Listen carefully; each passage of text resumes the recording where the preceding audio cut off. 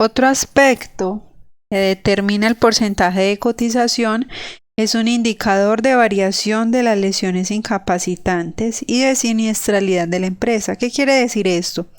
Todas las ARL reciben el reporte de los accidentes y las enfermedades laborales que ocurren en las empresas y las ARL, van formando un indicador de lesiones incapacitantes.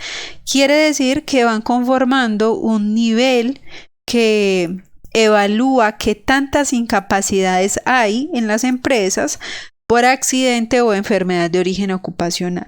Si hay muchos accidentes o enfermedades que generan incapacidad, lo más probable es que se eleve el porcentaje de cotización para el siguiente año. Si se mantiene en un equilibrio, es lo más probable que permanezca el mismo porcentaje, o si se disminuye el índice de lesiones incapacitantes, es muy probable que haya una disminución en el porcentaje de la cotización. Otro de los aspectos que determina el porcentaje de cotización es el cumplimiento de políticas y el plan de trabajo anual de el programa de salud ocupacional de las empresas. ¿Qué quiere decir eso? Todas las empresas realizan un programa de salud ocupacional que hoy se conoce como Sistema de Gestión de Seguridad y Salud en el Trabajo. En ese sistema de gestión, las empresas van a realizar una programación de actividades que van desde pausas activas, programas de trabajo seguro, higiene postural, panorama de riesgos, plan de emergencias, simulacros, un sinfín de actividades que son propias de la disciplina de la seguridad y salud en el trabajo. Entonces, las empresas realizan esos programas y esto también lo verifica la ARL para determinar si eleva, permanece o disminuye ese porcentaje. Entonces, por eso esos tres aspectos son los determinantes de la cotización. Vamos a mirar cuál es el monto de las cotizaciones. El monto de la cotización no puede ser inferior a 0,348% ni superior a 8,7% de la base de cotización de los trabajadores a cargo del empleador.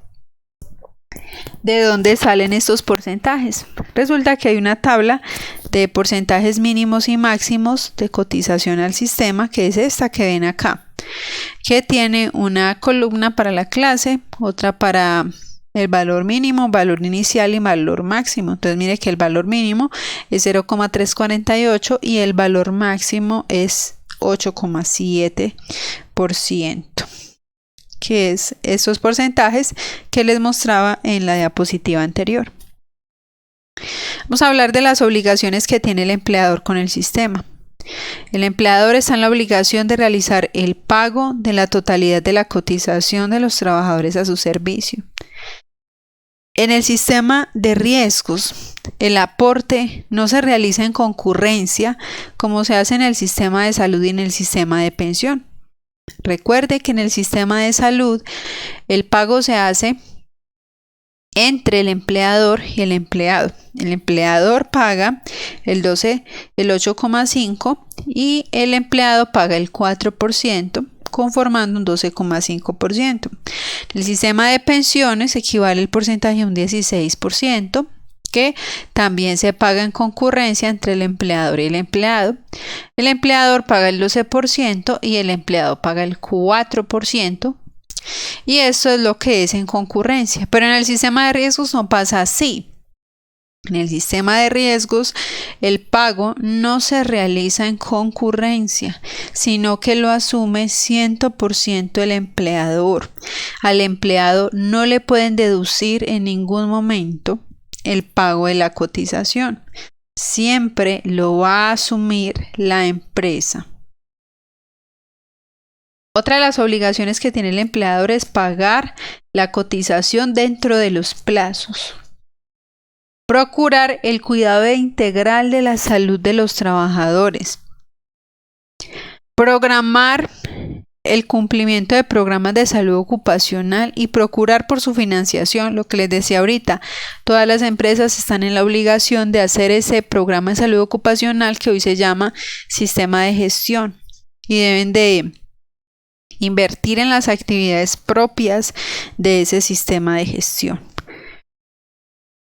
También es responsabilidad del empleador notificar a la ARL a la que se encuentra afiliado los accidentes de trabajo y las enfermedades de origen ocupacional. Esa es una obligación que tiene la empresa. Y si el empleador incurre en la falta de no hacer el reporte de los accidentes o de las enfermedades, el sistema de riesgos, el Ministerio del Trabajo más específicamente, le puede imponer sanciones onerosas, sanciones en dinero. Entonces, por eso es obligación de la empresa realizar de manera oportuna el reporte de la ocurrencia de accidentes y enfermedades. También el empleador debe facilitar la capacitación de los trabajadores que tenga a su cargo en materia de salud ocupacional. El empleador está en la obligación de enterar a ese empleado de cuáles son los peligros que representa la tarea que va a realizar. De informar a la ARL o a la administradora de riesgos profesionales las novedades laborales de los trabajadores. ¿Qué tipo de novedades?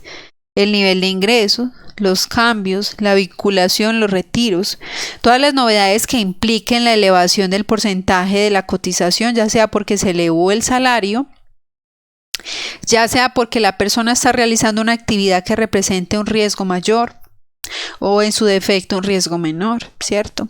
Ejemplo, un trabajador que estaba realizando tareas administrativas, él era un asistente administrativo, pero estaba estudiando ingeniería. Estaba trabajando en Ecopetrol y le dieron la oportunidad de trabajar directamente en una planta. Él va a trabajar en una actividad totalmente diferente, ¿cierto? Va a trabajar en una actividad que tiene un riesgo más o menos de 4 o 5 dentro de la tabla de clasificación. Va a pasar de una clase 1, que es trabajo administrativo, a una clase 4 o 5. Que eso representa mayor porcentaje. Miremos que acá, mire, una clase 1, los porcentajes son mucho menores que en la clase 5. Entonces, si ocurre esto, entonces el empleador está en la obligación de reportar esa novedad para que la ARL haga el respectivo cambio, la respectiva modificación de los peligros que representa la tarea para ese empleado, porque todas las ARLs tienen dentro de su análisis de las empresas qué actividades realiza cada empleado para tener, digamos, una selección de posibles lesiones o enfermedades que pueda ellos sufrir. Entonces, por eso es importante que la empresa realice el reporte de este tipo de novedades. También hay unas obligaciones por parte de los trabajadores. De que estamos hablando de la empresa o empleador. Ahora vamos a hablar de las obligaciones que tiene el trabajador, porque el trabajador también tiene obligaciones. No es que las obligaciones son solo de la empresa, no, las obligaciones también son del empleado, de los trabajadores. Entonces, ¿cuáles son? Suministrar información clara, veraz y completa sobre su estado de salud. No mentir, no decir que tenemos un estado de salud óptimo cuando nos duelen hasta las uñas, porque eso después va a perjudicarnos a nosotros. Si nosotros tenemos, por ejemplo, una lesión a nivel de un disco de la columna, una lesión a nivel de la columna vertebral, y la actividad consiste en levantar cargas o realizar posturas forzadas o algún tipo de esfuerzo físico, pues va a lesionarnos aún más. Entonces, por eso debemos dar información clara, veraz y completa sobre nuestro estado de salud, porque pues es complicado poner en una balanza, ¿cierto? ¿Qué significa más en mi calidad de vida o un trabajo? Entonces hay que pensarlo bien antes de decir, digamos, una información que no es la real. El primero, que me lo salté, es procurar el cuidado integral de su salud, el autocuidado. Les decía yo en explicaciones anteriores que nosotros mismos somos los principales implicados en el cuidado. Si yo no me cuido, nadie me va a cuidar. Entonces, por eso es importante que el mismo empleado se cuide. Colaborar y velar por el cumplimiento de las obligaciones contraídas por los empleadores en este decreto.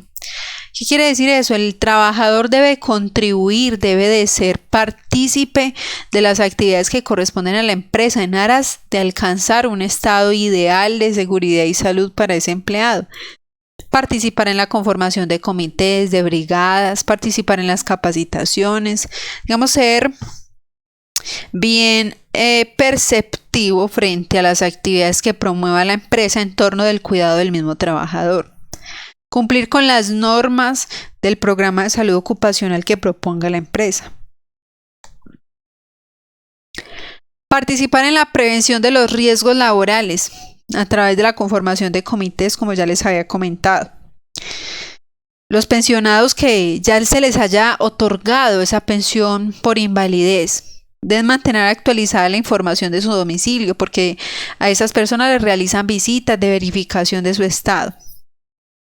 También los pensionados deben reportar si en algún momento ellos se encuentren restablecidos de su salud. Eso suena un poco ilógico, ¿cierto? Es muy complicado que una persona que esté recibiendo una pensión vaya a declarar que ya no tiene la razón por la cual fue pensionado. Pero bueno, les estoy socializando lo que dice la norma.